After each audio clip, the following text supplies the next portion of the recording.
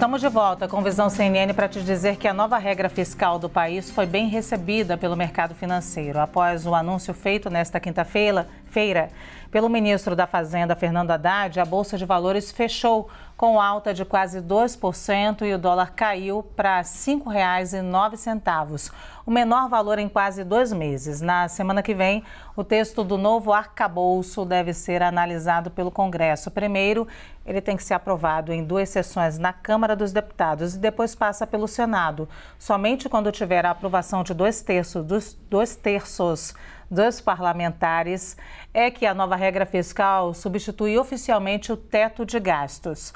A gente lembra que o arcabouço anunciado por Haddad é baseado em 2 fatores: os resultados primários das contas públicas e as despesas do governo.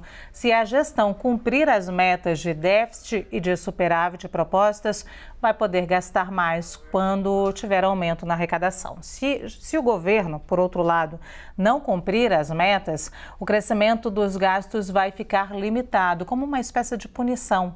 Além disso, o plano prevê estratégias anticíclicas que visam dar estabilidade ao país se tivermos que enfrentar uma grande expansão ou uma retração econômicas, tempos bons ou tempos de crise. Para debater os detalhes desse novo arcabouço, nova regra fiscal, nós convidamos o ex-presidente do BNDES, ex-diretor do Banco Central, Luiz Carlos Mendonça de Barros. Boa tarde, bem-vindo. A economista-chefe ou o economista-chefe da XP, Caio Megali. Boa tarde, bem-vindo também. E a economista-chefe do Inter, Rafaela Vitória. Boa tarde e bem-vinda.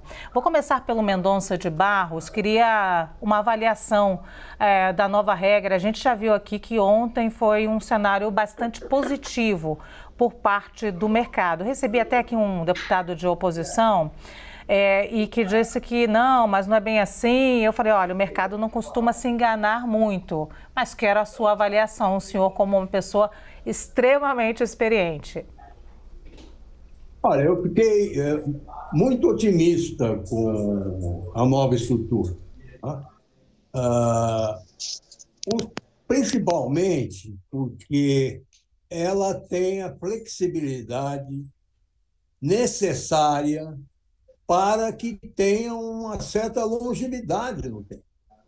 Nós aprendemos, e eu aprendi levando muita porrada quando estava no governo, de que no Brasil tem que se ter uma regra que acomode flutuações, né, tanto na economia como na política.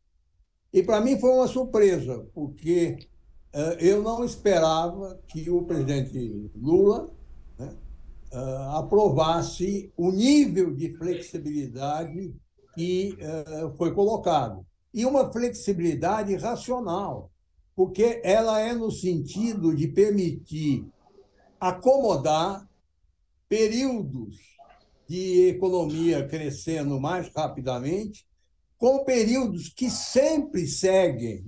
Né? Nós estamos agora num deles. O crescimento do ano passado no Brasil superou todas as estimativas. Nós vamos ter agora um período de crescimento menor.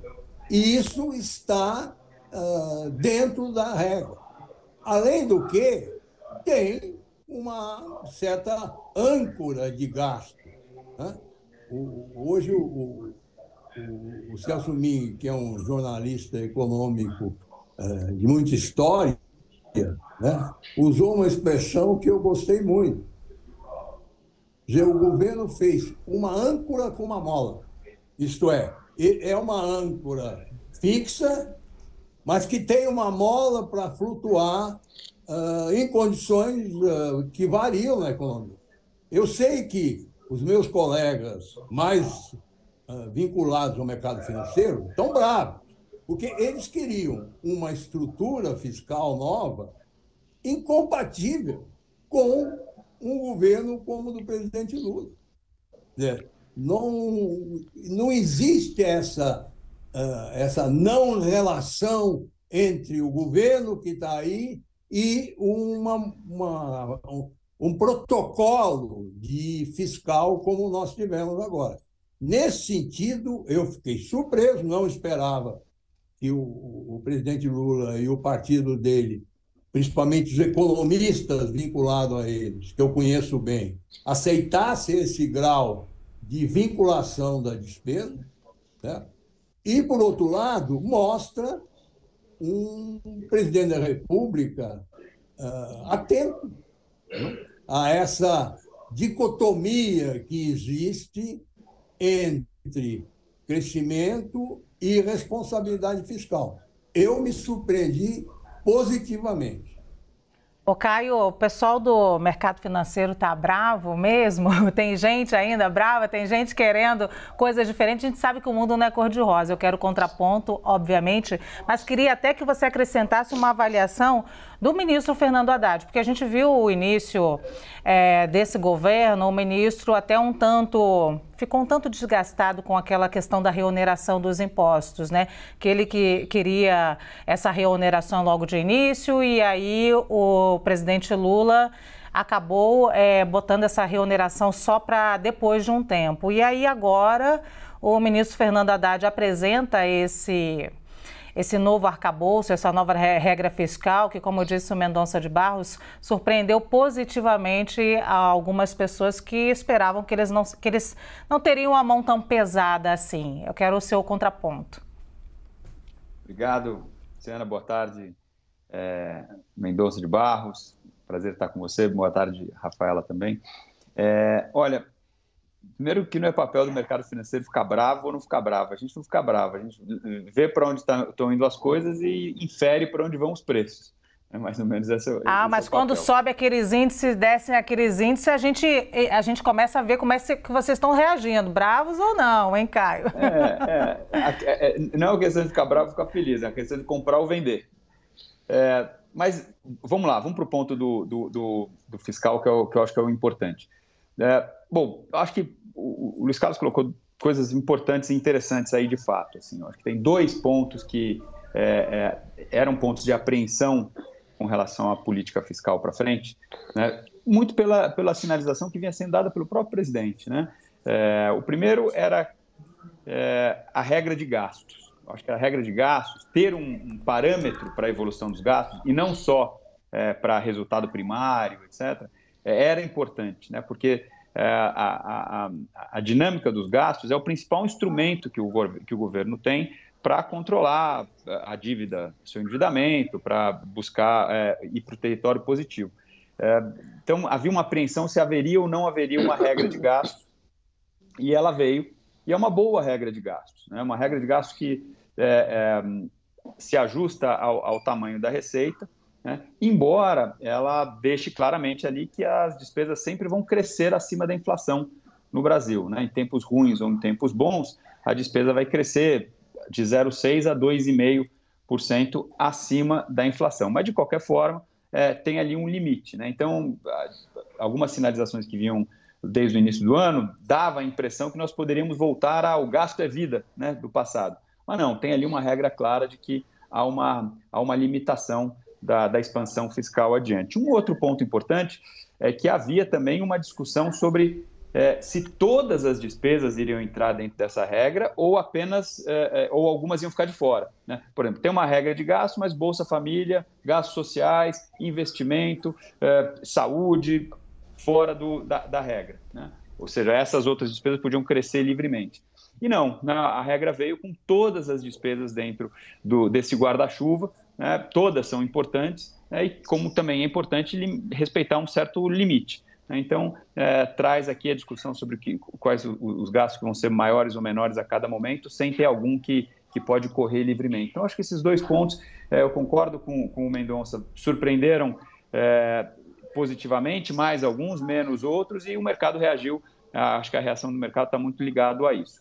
Agora, dito isso, eu acho que dois pontos, né? Primeiro, é uma política fiscal expansionista, né? Que também está ligado ao que o Luiz Carlos falou, quer dizer, é um governo que tem essa filosofia mais expansionista do lado fiscal e está traduzida aí nessa regra de gastos que crescem a todo tempo. Eu acho que isso vai acabar ao longo do tempo também deixando a taxa de juros um pouquinho mais alta do que poderia, né, como contraponto, como equilíbrio, e a inflação também um pouquinho mais pressionada do que seria se a gente tivesse uma política fiscal mais neutra.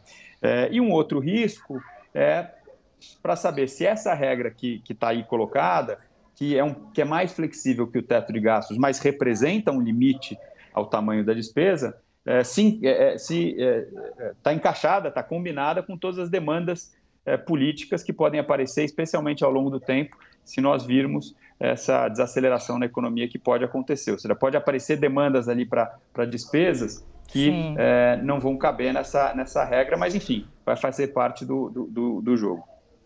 Rafaela, além da sua avaliação, é claro, do que foi anunciado ontem, eu queria propor ainda mais uma pergunta, que é a seguinte: antes da divulgação, alguns especialistas já apostavam que essa nova regra definiria o futuro dos juros no Brasil. Inclusive, ontem, o presidente do Banco Central, Roberto Campos Neto, falou da proposta e afirmou existir, abre aspas, uma boa vontade muito grande do Ministério da Fazenda de fazer um arcabouço robusto, fecha aspas.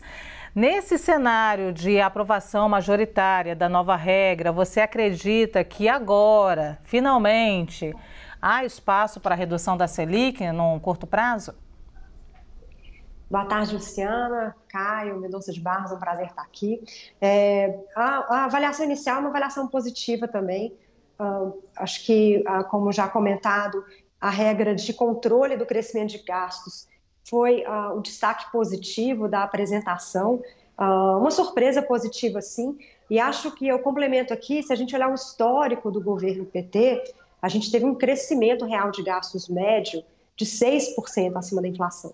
Então, hoje, quando o governo se propõe a limitar, né, esse intervalo de 0,6 a 2,5, mostra que é um governo que vai fazer diferente, um governo que aprendeu com alguns erros, né, como o Caio colocou, existia uma preocupação do mercado em que esse governo fosse repetir políticas expansionistas. Eu gasto mais hoje para recuperar a arrecadação lá na frente, e o que a gente viu da regra não é isso, né? O governo realmente vai se limitar a um crescimento de gastos abaixo do que ele tem no seu histórico e também atrelado à receita passada e não à receita futura. Acho que esse é um ponto importante da regra. Ele não vai atrelar projeções de receita, que foi um erro grave que a gente já conviveu. Então, sem dúvida, esse é um destaque positivo. Sobre a possibilidade de queda de juros, acho que aí talvez venha o meu destaque negativo para a apresentação ontem, que é como que a gente vai chegar no equilíbrio fiscal. Só o controle de gastos não é suficiente, né? Então, a gente vai continuar crescendo gastos, né? Existe um crescimento mínimo, inclusive. Como que a gente sai de um déficit, o déficit projetado para esse ano está próximo aí de 1%, o relatório bimestral do Tesouro na semana passada mostrou uma expectativa de déficit aí de 100 bilhões para o ano, né? Os números de fevereiro mostraram aí queda de arrecadação, então é uma situação delicada ainda.